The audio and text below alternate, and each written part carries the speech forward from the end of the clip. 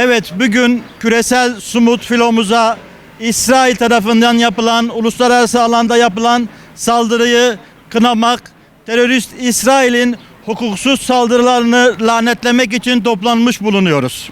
7 Ekim'den bu yana Gazze'de yaşananlar insanlığın ortak hafızasında derin bir yara olarak durmaya devam etmektedir.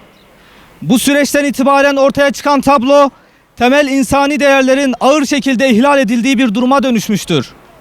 Sivillerin hedef haline geldiği, yaşam alanlarının daraldığı ve insani yardımın dahi tartışma konusu yapıldığı bir ortamdan söz ediyoruz.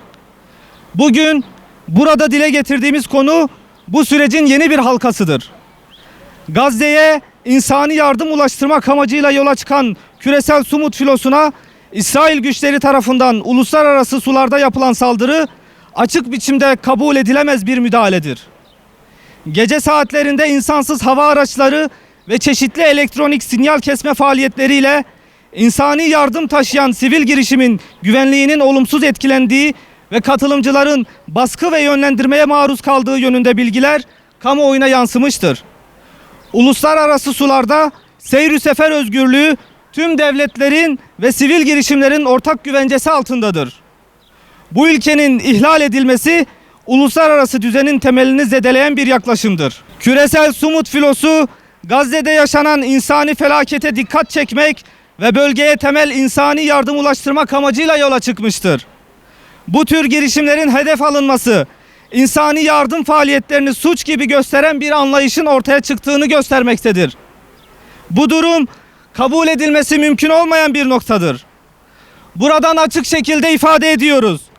Bu hukuk tanımaz eyleme karşı uluslararası toplum sessiz kalmamalıdır. Ortak bir tutum alınması uluslararası sistemin tutarlılığı açısından bir zorunluluktur.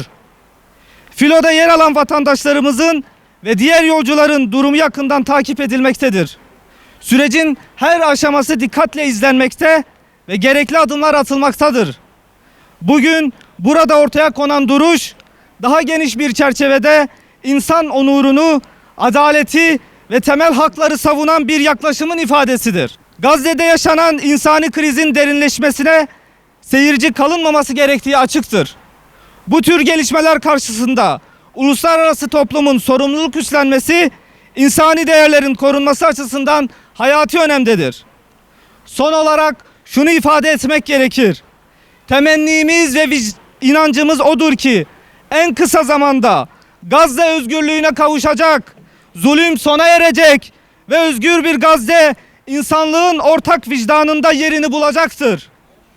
Bu nedenle buradan tüm dünyaya ve tüm vicdan sahibi insanlara çağrımızdır.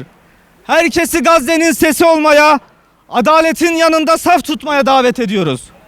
Özgür Gazze'de buluşmak üzere. İlahi ya Rabbi, ilahi ya Rabbena ya Rabbel alemin. İslam'a ve Müslümanlara yardım eyle. İslam'ı ve Müslümanları mansur ve muzaffer eyle. Gazze'li kardeşlerimize insani yardımlar ulaştırmak için yola çıkan Sumut filomuza ve bu filoda bulunan kardeşlerimize yardım eyle. Hepinize katılımlarınızdan ötürü teşekkür ediyoruz. Allah razı olsun.